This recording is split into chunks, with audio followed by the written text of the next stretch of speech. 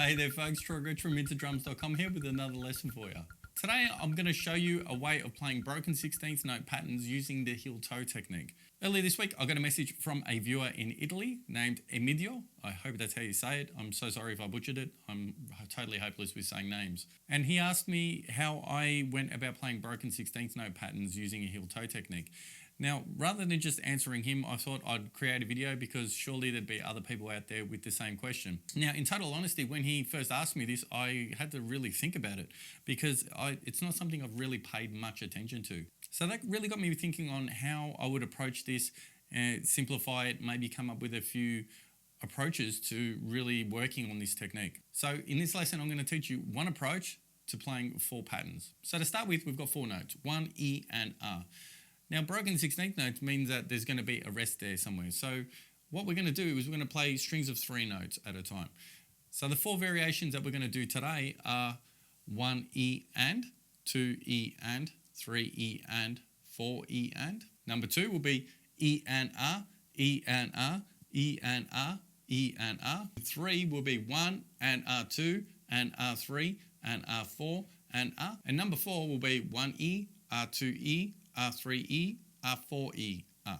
So the way that we're going to approach these patterns in this lesson is we're going to play the string of 3 notes beginning with a heel upstroke. So when we're playing number 1, we're going to play 1 E and, 2 E and, 3 E and, 4 E and. We're going to play up, down, up, up, down, up, up, down, up, up, down, up. And we're going to use this as a rule for this lesson. So let's take number 1 now, nice and slow at 60 beats per minute and see how we go.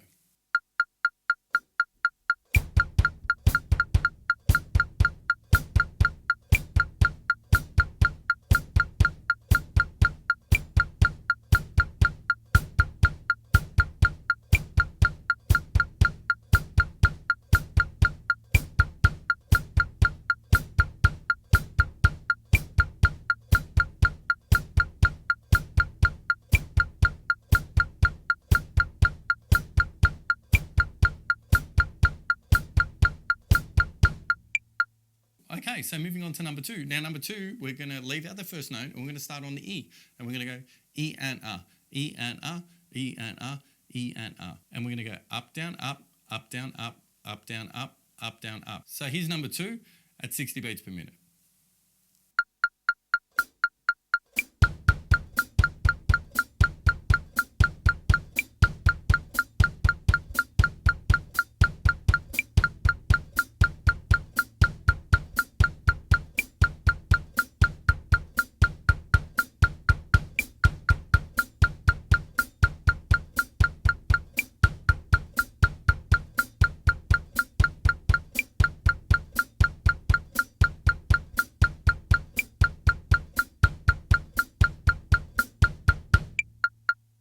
Fantastic. Now moving to number 3.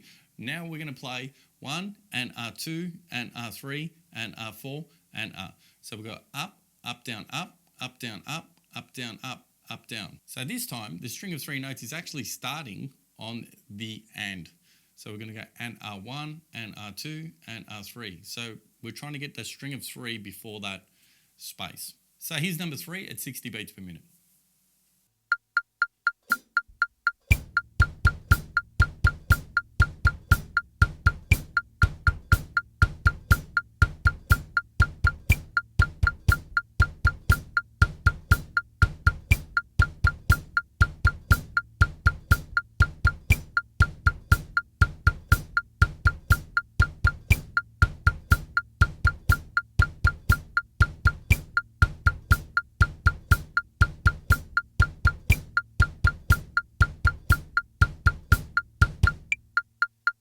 Awesome. Now, last but not least, we've got number 4. In number 4, we're going to go 1E, R2E, R3E, R4E, R. And here's the thing with this one. We're not actually going to start our first note the first time through. We're not going to be starting with a heel upstroke. And this can be quite tricky because what we're trying to do, again, is keep those 3 notes together with a heel, with an up, down, up.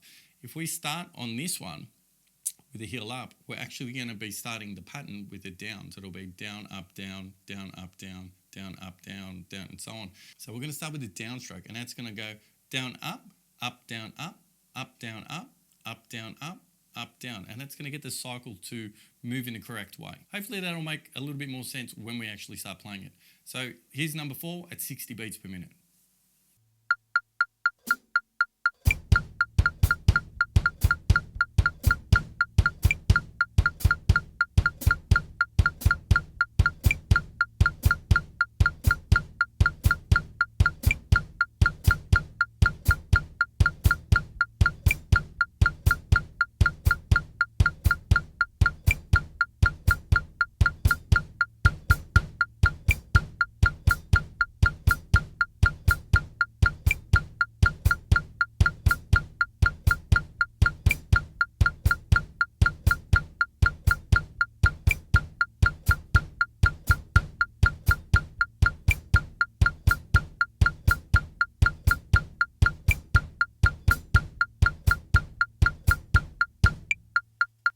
So the idea with this is to then, once you're comfortable with it, slowly increase the speed. Now remember, the speed will come when you practice for endurance.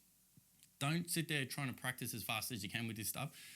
All that's going to happen is you're going to be able to play it quick for a few seconds. By practicing for endurance, the speed will come over time. So you'll slowly increase the speed and being able to play each one for about, say, 3 to 5 minutes, for example.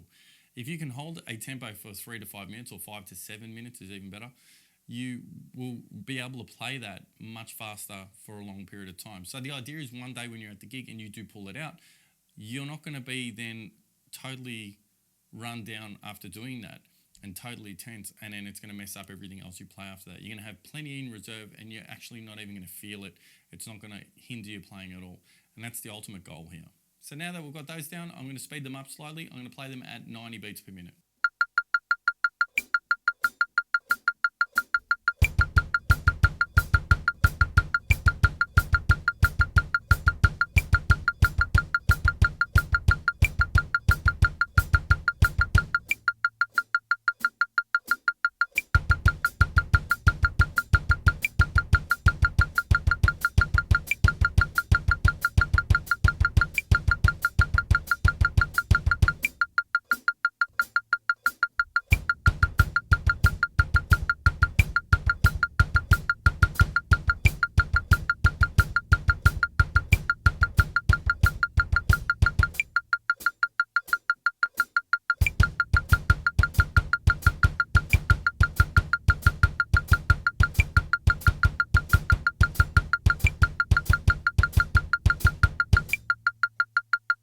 Now that pretty much brings us to the end of this lesson, but I just want to leave you with one point. What I've demonstrated today is one approach. Personally, I would practice them every which way I could, meaning we've just gone through playing up, down, up, down, up, down, up. I would then go play down, up, down, down, up, down, down, up, down, down, up, down, and then alternating up, down, up, down, up, down, up, down, up, down, up, down, and the reverse, down, up, down, up, down, up, down, up, down, up, down, up. The idea there is to get comfortable in any kind of scenario that you want to be able to play. It's always been my belief that the more options you cover, the less you have to think when you're trying to perform. And at the end of the day, you are much better off being able to do something and not need to do it than needing to do something and not being able to do it. So that's it for today's lesson. If you did like it, please hit that like button. And if you really liked it, I would really appreciate it if you shared it. It goes a long way to helping me grow my channel and spending more time doing these drum videos. And if you're not already a subscriber, I would really appreciate you subscribing and hitting the little bell to be notified when new lessons are available. I'll be back next week with another lesson for you. So until then, have a fantastic week. And as always, happy practicing.